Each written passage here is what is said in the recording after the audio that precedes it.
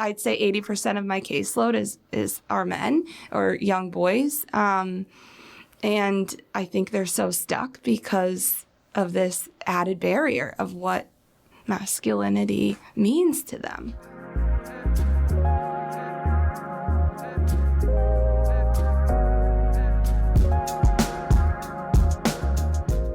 Welcome to Under the Hood Talk presents Pod Talk. I'm Henry, and I started this show because too many men are walking around with the sense that they have to carry everything alone. Here we have real conversations with people who are doing the work in therapy rooms, classrooms, communities, and systems to help men and boys live with more honesty and support. In this episode, I sat down with Shelby Sewell. She's a speech language pathologist and social cognitive expert, and she works with neurodivergent populations day in and day out. In this episode, I learned a ton about what neurodivergent populations struggle with, where they excel, and what the environment around them can do and what you can do to support them. I really enjoyed today's conversation. It was a brand new topic for me, and I think a new topic for the Under the Hood Talk community, so I hope you enjoy it. Neurodivergence is a big umbrella term, and it kind of incorporates this idea that your brain is just different in some way. Obviously, all of our brains are different in some way, but in this case, maybe it's more profound, maybe it's developmental, maybe it's something that you acquired from a TBI or, an accident or stroke. But I'd say overall, neurodivergence is just this general idea that everyone's brain is a little bit different. And in my work as a speech language pathologist and social cognitive specialist, I'd say majority, if not all of my clients are diagnosed neurodivergent. So that would include ADHD, autism, any other neurodevelopment that they've developed, or on the other side of the coin, the acquired. So a stroke patient, someone who had a big accident and has brain trauma. Anything that changes your brain in some sense is neurodivergence, difference. Is it helpful for your clients, patients to kind of have that framing of like, okay, my brain works differently, so I have to do these things? Or is it helpful for the people around them to have that awareness, knowledge of like, okay, my son's brain works a little differently in these ways? Like, how does that knowledge affect it? I think in a perfect world, both would be true. I think ideally, the environment is a huge, huge, huge piece of the growth for a lot of these kids, teens, adults. But I also think the more we can give the self-awareness to these individuals, the more they can know who they are, understand what helps them regulate in a moment, what helps them navigate their world, the more they can do that and know that about themselves. Just the way the more we as a neurotypical human being can also know more about ourselves, the more successful you can be. Mm-hmm. But that can be more difficult when you are neurodivergent to even accept that self-awareness. Right. Like, well, that's what I was going to say is like, we all have our own challenges with regulating our emotions, and no one's doing it, and reactions. No one's doing it perfectly. What are the additional challenges and barriers that this population might encounter? Yeah, well, I think there's a bunch of things within that umbrella of self-regulation. I think a lot of times it has to be explicitly taught. Whereas maybe for us growing up, we were able to absorb, okay, this might happen to me, and this is how I have to deal with it. And maybe that means getting water, taking a walk, going for a run, whatever. For them, or for anybody who's got any sort of difference in that realm, I'd say you have to be explicitly taught these strategies. I mean, it's very hard to navigate your own dysregulation, but try that tenfold where you're all of a sudden set off and I really can't find my way back. That's a huge pillar of autism, ADHD, certain levels, when it's unattainable, you can't catch it, and then you're really dysregulated for a long period of time. But I do think the environment has a huge piece in that too, and that's where educators come in, parents come in, therapists come in, workplace people come in, where you have to kind of help in that sense for these individuals. You have to be that more, understanding human being who gets what sets them off and understands, okay, this is how they self-regulate. It looks a little different from me, but I have to accept it and not shame it, really. And so I know your work is broader than like speech language pathology. How does that element come in? Is it like because that communication is so important? Like, is it directly like working on speech? Like, how does that tie into the work?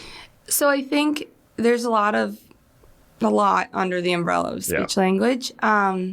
I personally enjoy more the work. I love all the work, but I really enjoy the work that falls within social pragmatic. So how do you work in your world? But first understand, how does your world even work? And so for an autistic individual, for example, an autistic male who's a teenager in high school, you have to approach the self-regulation piece, but you also then have to give them strategies and but more methods of communication that might be helpful within their world. And their world might look different and definitely more difficult because there's rigidity attached to it in their brains. There's dysregulation a lot more often than it is for us. There's so much more that it feels harder. So how can you best communicate that? How can you best let a teacher know? How can you best let a workplace, boss know that this is what you need? So I've found myself more working on communication with, family members, teachers, any educator, any type of influential person in their life so they can better advocate and get what they need. Mm-hmm. So it's less like speech, articulation, any of that. I don't really do that as much. That's helpful. It's more communication as this broader, and language and understanding, the hidden rules of their world and how to best work in it. Got it. That was really helpful because I wasn't totally certain about the connection between the two, but the umbrella of communication makes a lot of sense.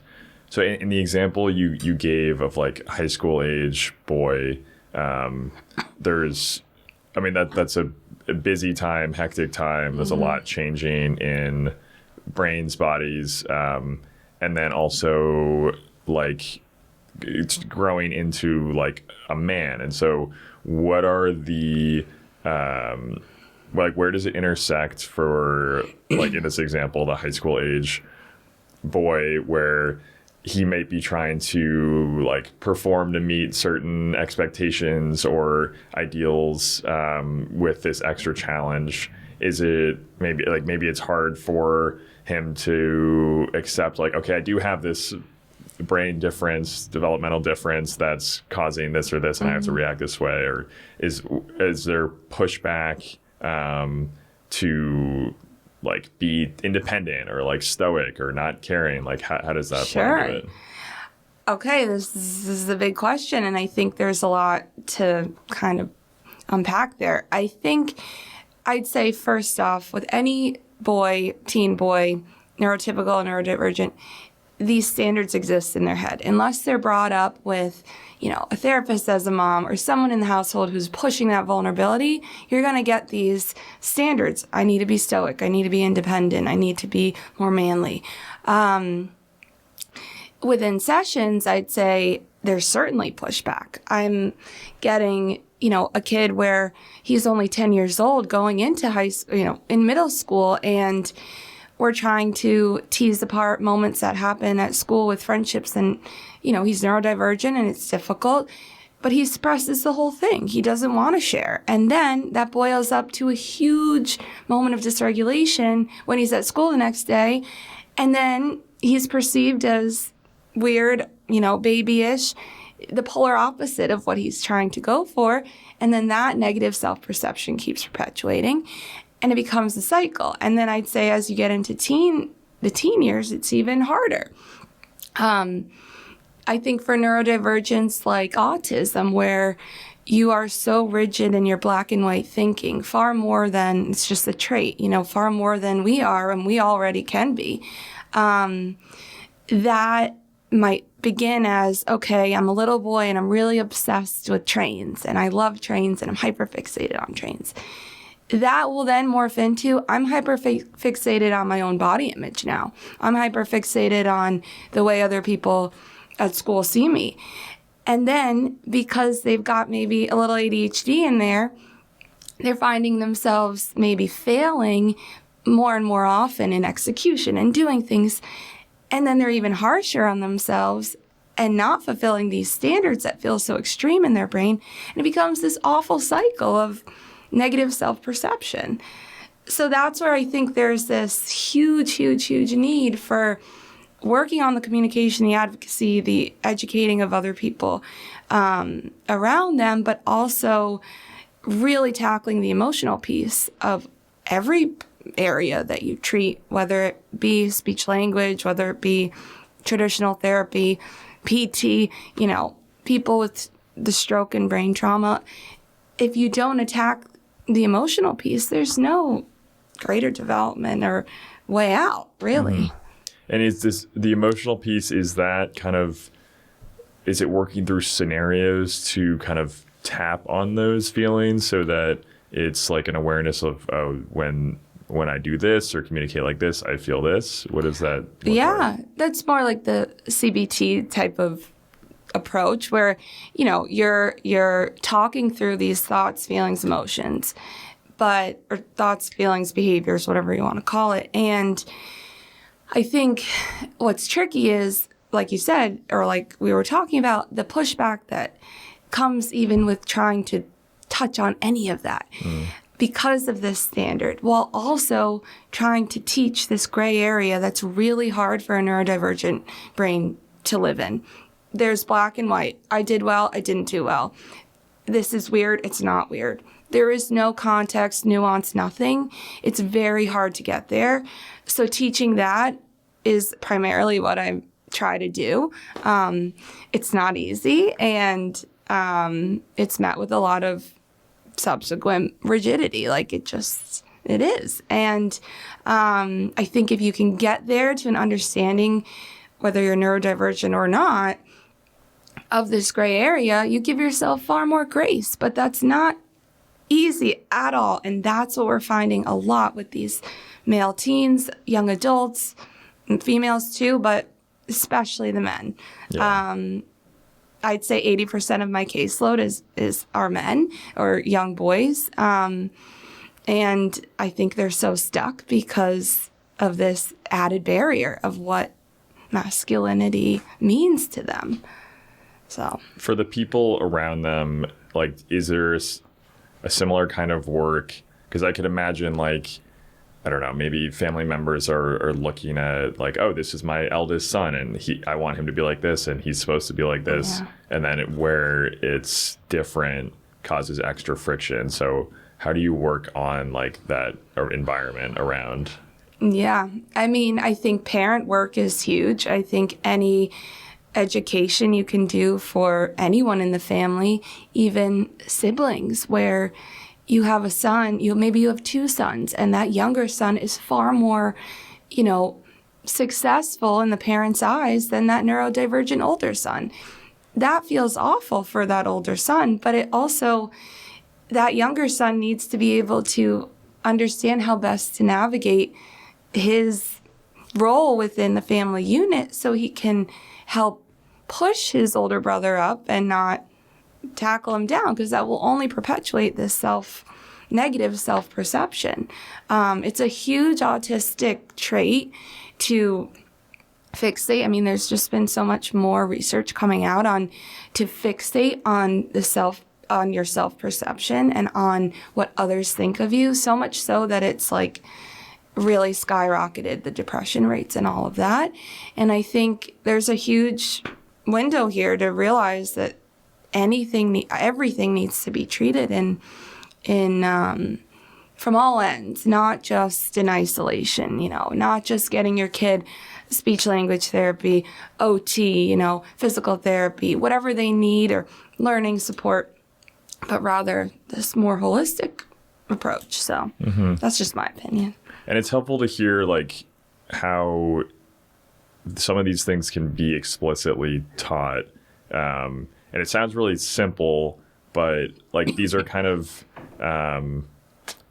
vague or like hard amorphous concepts of like, how do I give myself grace, or how do I communicate with teachers? And to hear how you break it down in like explicit steps, like a playbook, is really helpful to hear, because it gives those hard to grasp concepts a chance to be downloaded when they're not initially instinctual. Totally. That I couldn't have said it better. I think sometimes you think, "Ooh, that's so weird. You're laying out all these hidden rules of society. Like, doesn't that feel wrong? And like, aren't there no hidden rules at all?" But the truth is, unfortunately, the world works a certain way. And if we don't show up that way, if you stand on the desk in class, you're going to be sent to the principal's office. Or if you take your shirt off, right? There are these norms or hidden rules that are not absorbed naturally, organically by sometimes the neurodivergent brain. It's just much harder to pick up as you grow up. So laying it all out is really helpful. And it actually plays to the black and white thinking that they love so much, right? So if that's your safe way of understanding, doesn't it make sense to kind of teach it that way? I also think there's a tricky conversation as it relates to conformity. Because while there are all these hidden rules of our world that we follow, you also don't want to push conformity. And that's been a big area, too, of the space where a lot of people push back and are like, well, there are no such thing as these hidden rules, or there's no. But unfortunately, the world is tough, and there are. And I think to find a middle ground to make sure you're letting that kid be who they are and truly not try and push down this persona that they are, while also teaching them how to not fit in, but follow these hidden rules so not to get in trouble and have these traumatic experiences. There's a middle way to approach it, and I think that's typically where I try and aim in the teaching. But it's tricky because parents have opinions, educators have opinions. People have protocols in public schools where, a kid does something that seems inappropriate, they're suspended 3 days, right? And if you really understand the motive behind that inappropriate behavior, it may not be anything at all. It might have been a dysregulated moment where they had to act out.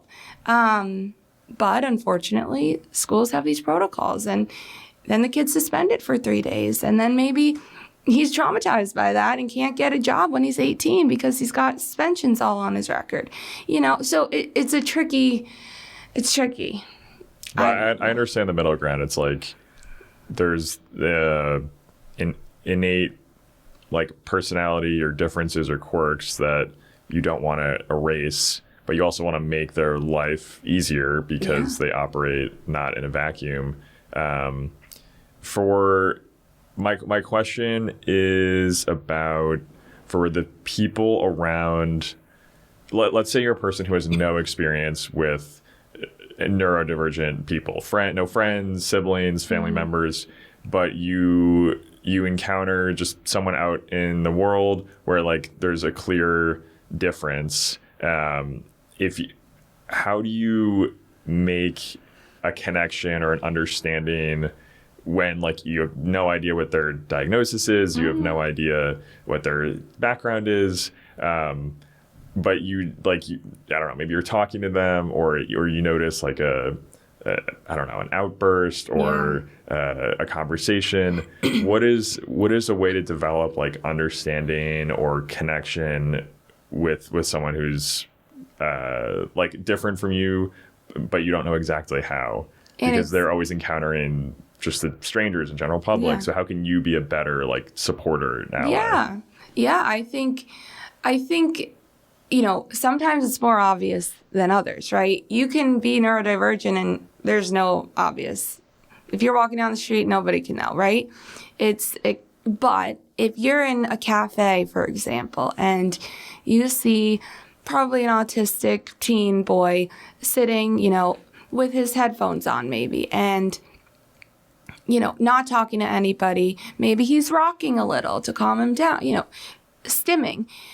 To us, unfortunately, it's noticeable, right? And it's something that looks different than the way that we regulate ourselves. But that's just that individual's way of feeling calm. It might look a little funny, but so I think making sure we don't shame it, making sure we don't stare, making sure that feedback is there that encourages those things like the fidgeting, the stimming, the way that they self-regulate that might look a little different. And again, if there's a big moment of dysregulation, they typically have their tools and ways that will help. But if you need to be of assistance, you don't overwhelm. It depends on each person. And some people like certain language. Some kids don't like certain language. Some adults like, a calm rub or whatever it looks like, right? Feeling safe. And I think if you're a stranger, just noticing, not putting any shame within that space, not staring. I think if you get a more profound autistic individual who is really just can't find a way to self-contain, of course you can look for help or assist or offer support, and they'll let you know in some sense, or trial some things. When you don't know exactly what's going on, you can't always help. But I think whatever we do, just making sure we embrace the way that they find peace. And ours might look like a glass of water and a walk. Theirs might look like a rock or a fidget or, scripting different lines from a show, and unfortunately, that's weird to the world. And understanding and being more accepting of it, because that feedback, people feel that. Like, you feel that feedback, and then there becomes a negative association with the way that you self-soothe, and that's not fair. Mm-hmm.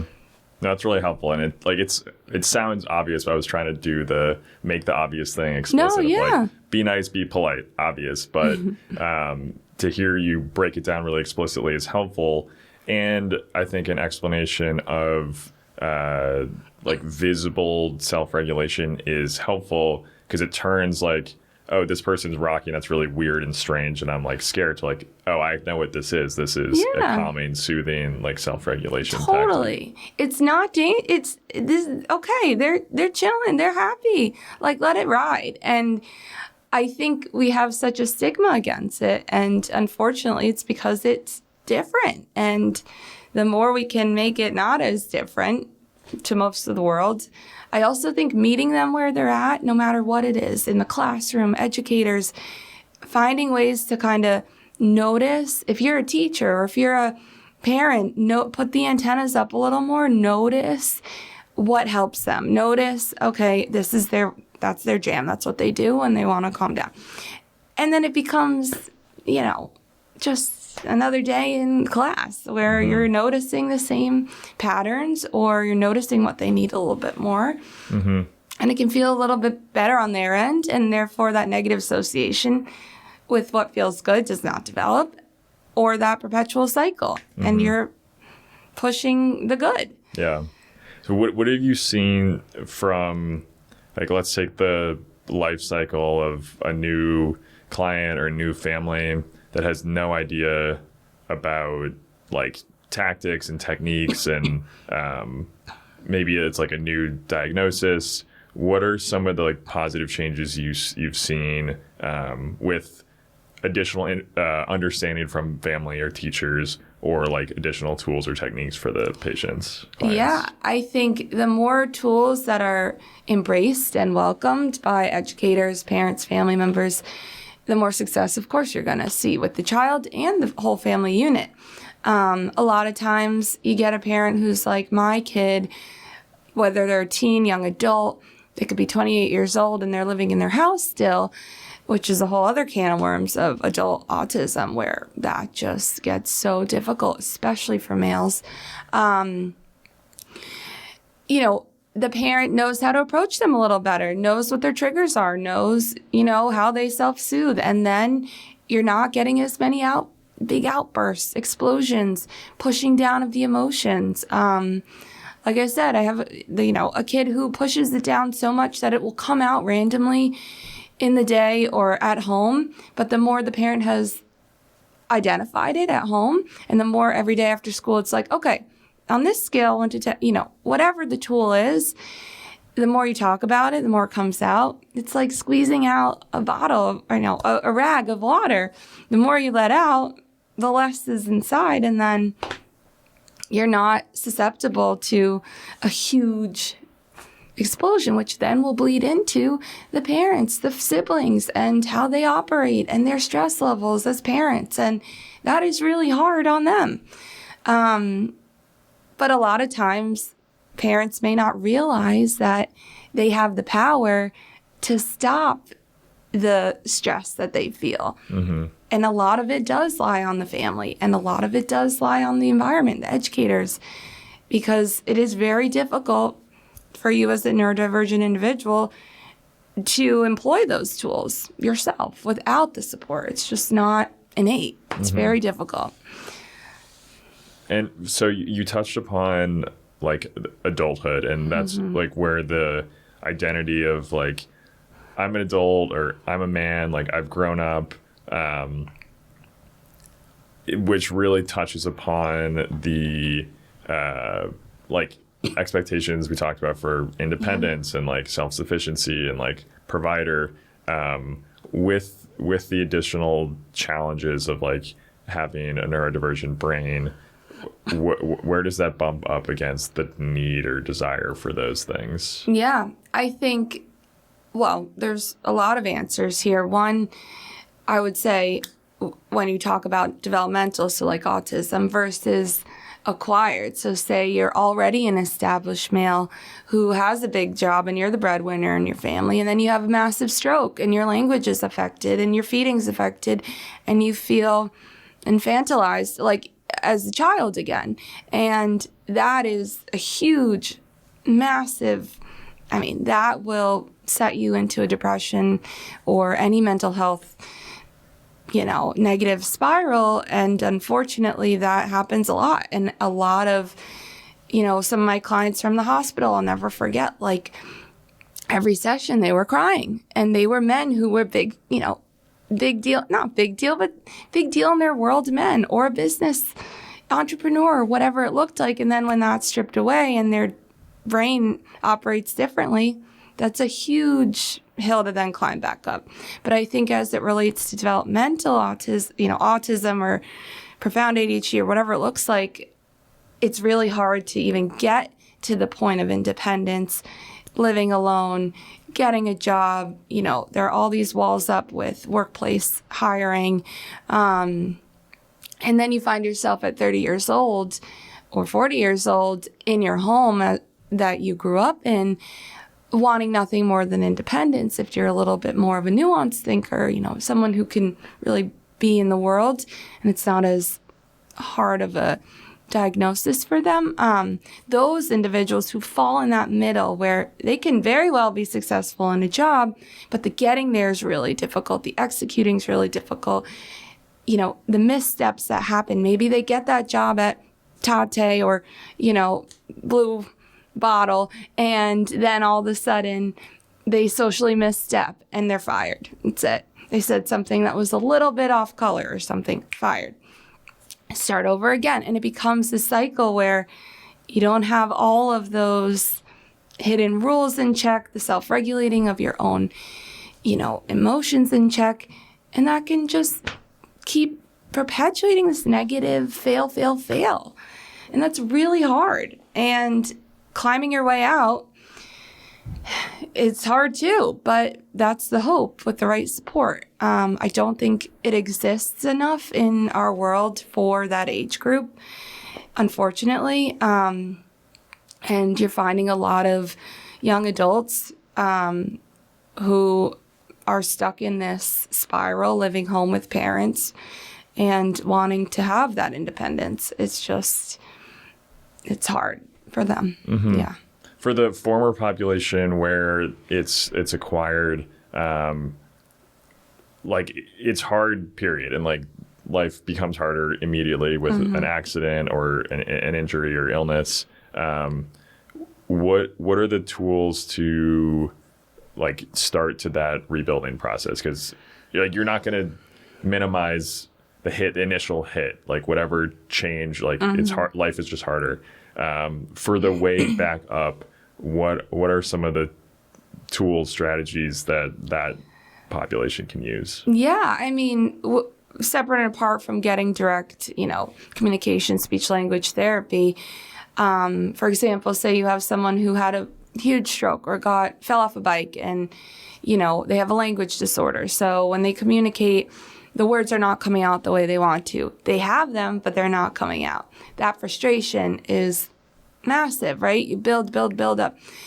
Or if you're at a dinner table and you're not receptively understanding your family members and what they're talking about, again, you continue to build up this frustration. So I think there's a lot of pieces here. I think tackling the strategies, the compensation, the compensatory strategies you can do, like find those visual aids, find those communicative aids to kind of help while using the family members as well. That will help with the communication itself, but also just from a general patience and giving grace perspective, that's the biggest pillar of all of this. I think you're going through an identity change completely. I'm in some stroke support groups, and the number one word that's constantly said is the grace. Like, if you don't have that for yourself, and you continue to put and uphold these masculine standards, these workplace standards, whatever that looks like for you, these expectations to be a father, if you continue to make them bigger and bigger and bigger in your head, that'll only, decrease your access to recovery, unfortunately, because as you know, your nervous system, the whole thing, when it's affected, you're not learning well. Just the way when a kid's dysregulated in class and his body needs to move and he needs a fidget, he's not going to pay attention until he has that fidget. So the whole brain body, rehab, recovery, it's really hard to do and actually see results unless you're in a place of, okay, acceptance, grace, I got this, confidence.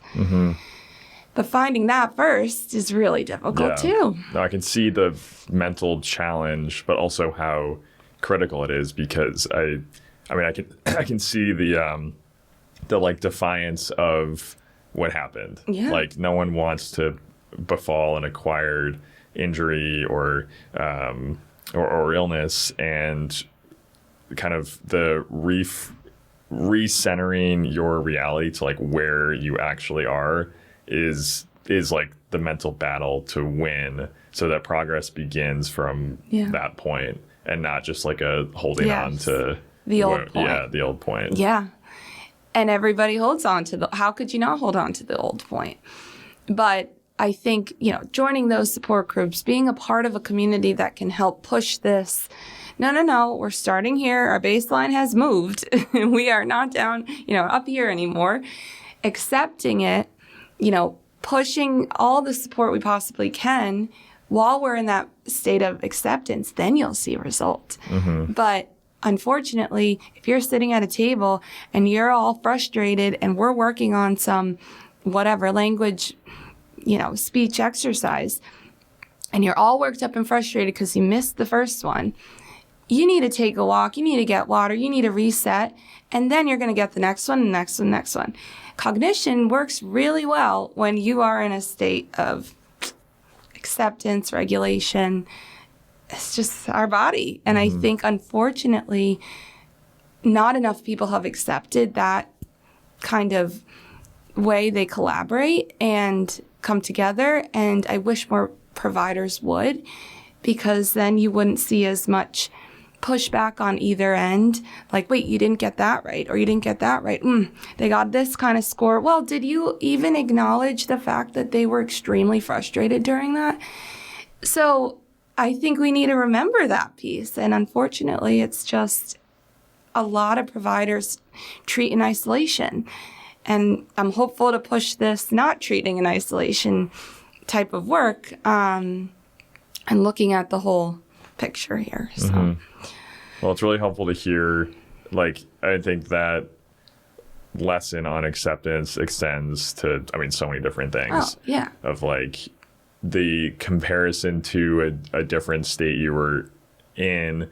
Even if you were to do something like, okay, 10 years ago, I was fitter and healthier. It's like, and you can't go back in time 10 years. And so if you want to spend your time in like the constant state of comparison, that generates like strife and frustration. But it's like such a human thing to grab onto and latch onto, like that past. But there's no way you're running whatever that marathon you used to do if you're in a state of strife. Like, it's just, you're not going to meet those goals as easily. And we just need to start adopting that understanding a little bit more across all areas, whatever it may be.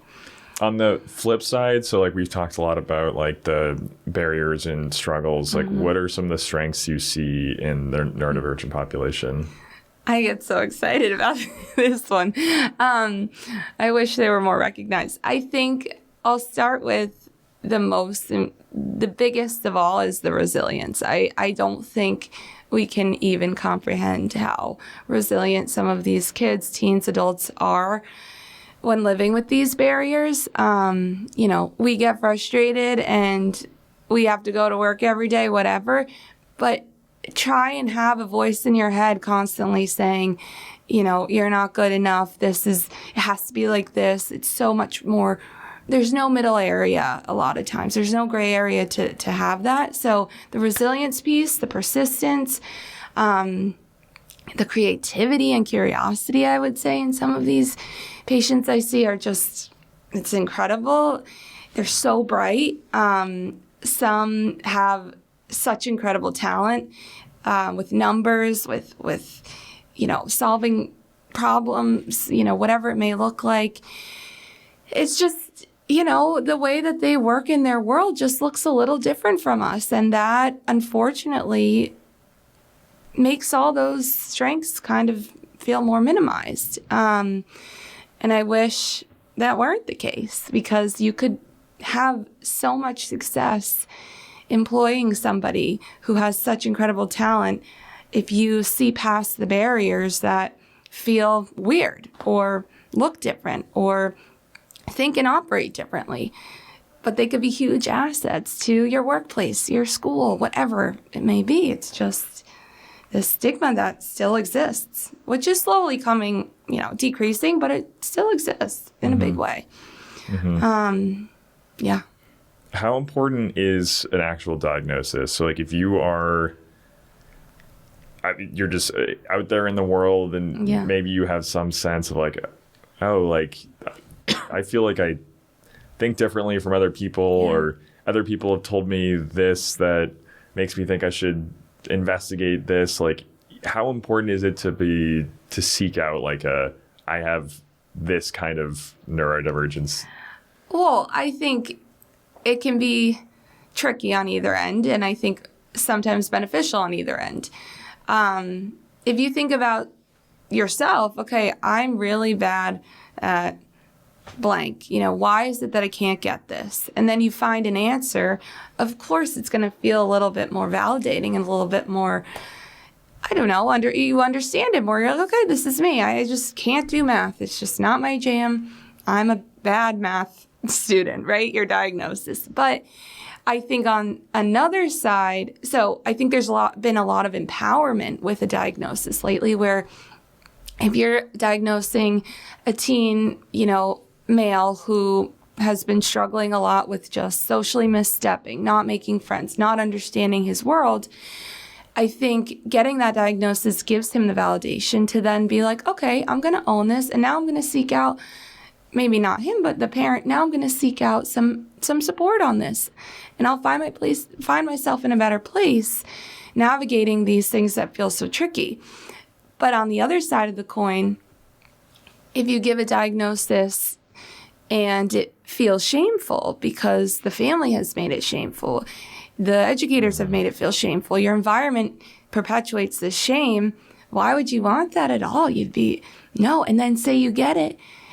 You spend the rest of your life masking, which is a huge theme. I don't know this term if you're familiar. Masking is this idea where all these neurodivergent individuals, some in particular, spend a lot of time pushing down their neurodivergent traits, their different, ways they navigate, they're fidgeting, they work so hard all day at school. I'm pushing down, I'm just gonna, especially women, but men too, in a big way, where they push it down to try and fit in because you're on this precipice of like, okay, I'm right there, but I'm still a little different. Let me just push this down for the day and I'll be able to hang out with that girl or that boy or whatever.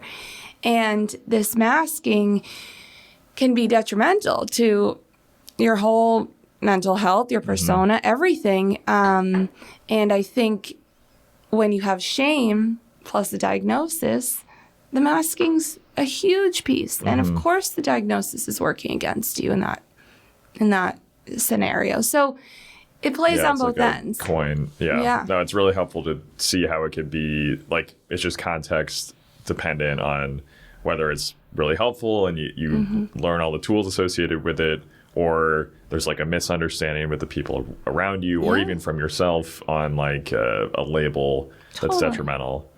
So it's always more complicated than the face value. The other thing I wanted to ask you about was like the social and cultural consciousness around neurodivergency has obviously changed a lot over time, in terms of like how it's talked about or how it's portrayed, or like what language is used to describe this population. Yes. Where was it and where is it now and how does it affect people? Yes. I mean, that's a huge, you can just know in your own lexicon of words what used to be and what now is. There used to be some words that were really offensive. We all know them, that would describe somebody who appeared neurodivergent based on physical, appearance, the way they operated in their world, whatever it may look like, how they learned. And thankfully, the world has progressed in a way that's positive. There's far more acceptance. There's far more education around it. I always think there can be more. And like the word neurodivergent wasn't even in existence really. And it started as neurodiverse, but neurodiverse is like this bigger term, like everyone in the world is neurodiverse. And if you're neurodivergent, that's a little bit more specific to, okay. So it's all kind of evolved and for the better, I would say for sure, 100%. You've got these subset classrooms, these classrooms at school and programs that are building up more and more, which has been helpful and great for all these children who are in the public schools. And then in private schools, you've got even more, catered care, which I think is always helpful and great. But of course, there's areas geographically around their country, certain thinkers who believe it's just not even relevant to our society. We shouldn't accept it. And unfortunately, but fortunately, there's far more diagnoses being thrown out than there used to be. Maybe for the better, maybe for worse. Hard to know if we're overdiagnosing, right? I can't really speak on that. But like women, for example, there's a huge population of, there used to be a big discrepancy between far more men are diagnosed autistic than women. But is it that the women are just a little better at masking and not showing these traits, and so they're not getting diagnosed as much as the men? And then the men are sitting here with this higher prevalence, and how does that feel for them? But more and more we're understanding, okay, maybe it's not that. Maybe there are far more women. We're just missing it, or we had missed it. But I think, yeah, far more research is being done, far more acceptance in schools, better terminology. I think we're on the up and up. I do. So that's positive. It's just changing your ways as a human being in response to seeing something that looks foreign, or seeing something that, acts differently, or, talks differently, whatever it looks like.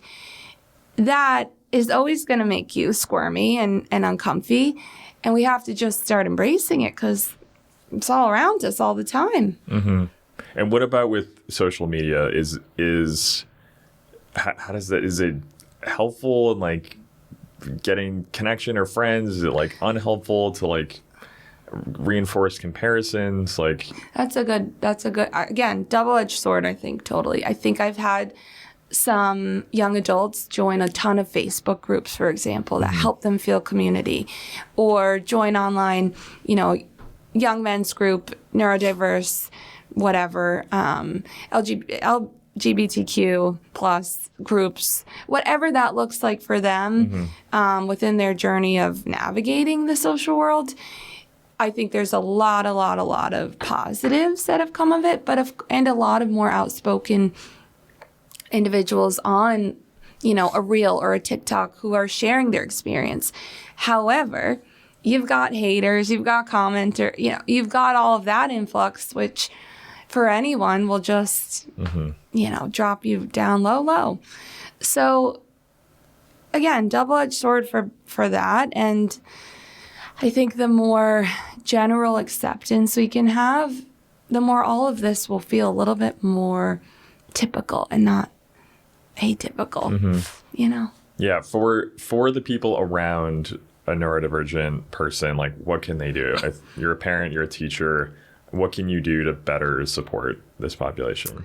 I think, like I said before, understanding, meeting them where they're at in that moment, understanding things are harder, understanding it's not intuitive all the time, the way it may be for us here and there, although I'm ADHD and things come tricky too.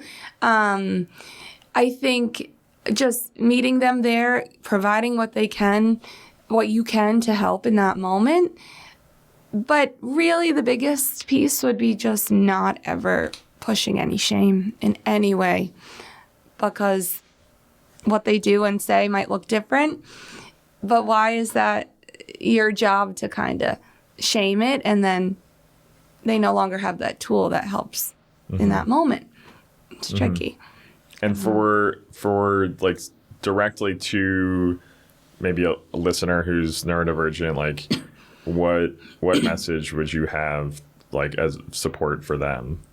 Yeah, I think, like I said before, there's this fixation that develops. Maybe it goes from trains to self-perception, which is so vast and crazy how we got there. But that's unfortunately what the world's been perpetuating a little bit too. I would say because of that extreme fear of self-perception and what others think of them, and we share it too all the time, I would think about, that game where you're a kid and it's like a wooden box and there are pegs and you have to put the peg in the hole and you're like a little baby. Yep. There is no hole, I would tell them, right? Like, you are not trying to fit this circle. I might be a square, you might be a triangle, there is no stop creating that for all of us, for anyone, especially males. Stop creating this standard to try and fit in, because that doesn't exist anymore.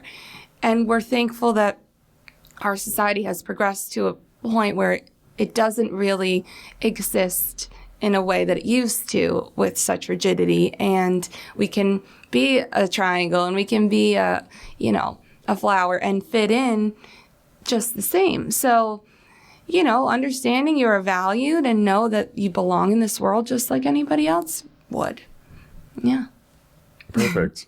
Yeah, I mean, I think that's a really good message to leave anyone with. Yeah. And it's a lot of the conversations that we've had are about the vulnerability to like be authentic and like stand out in a way that's not forcing to fit something which adds a lot of stress and tension to your life as you try and conform to different things. And I just, as you were describing like what regulation might look like, I was thinking about like especially teen, high school age, where like eyeballs on you is like you're really feeling like school and social pressures, and to have to spend the extra energy to, like you said, masking or suppress regulation techniques is just extra work and extra effort, which speaks to the resilience you were talking about.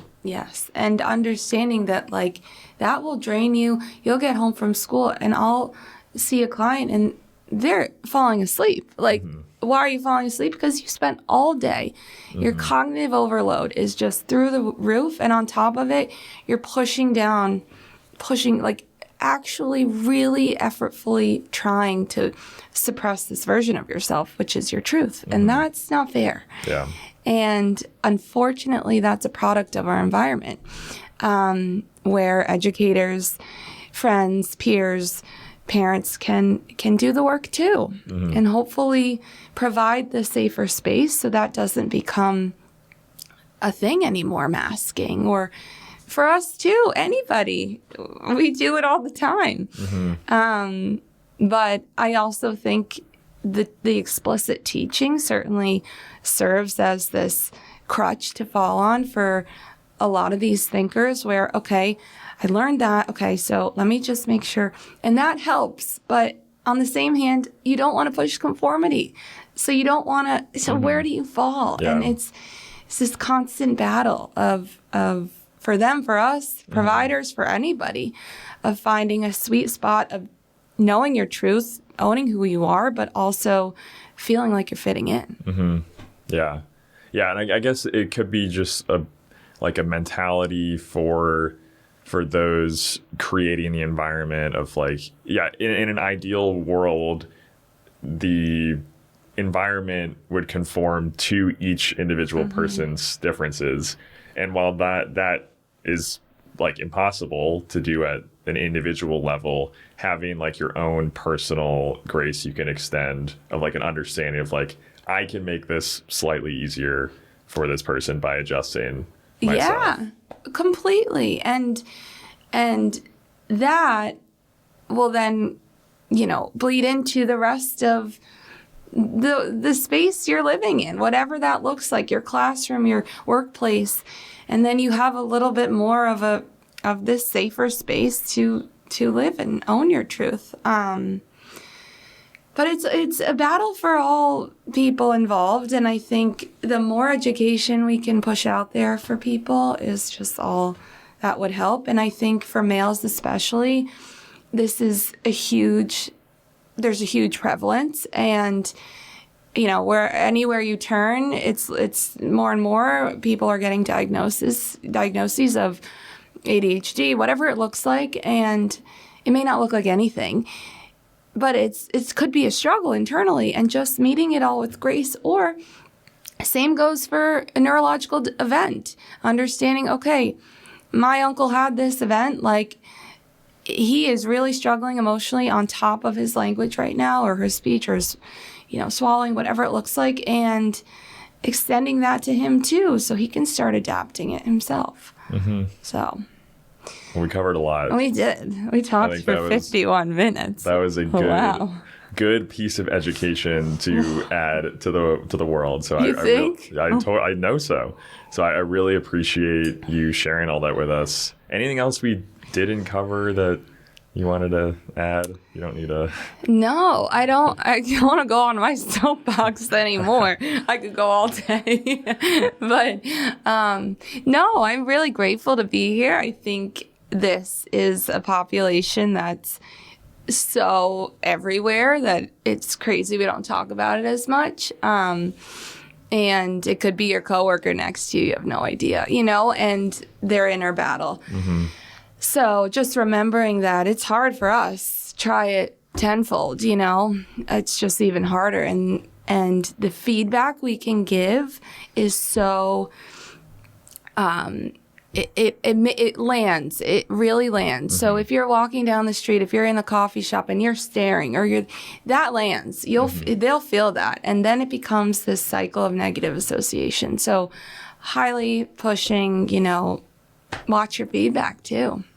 Well, I learned a lot, and Yeah. I think that's such a good message to end on. Is like your input matters. Sure. In the environment around this population really matters, and you're a part of it. So yeah, we all Totally. have our role to play. Absolutely.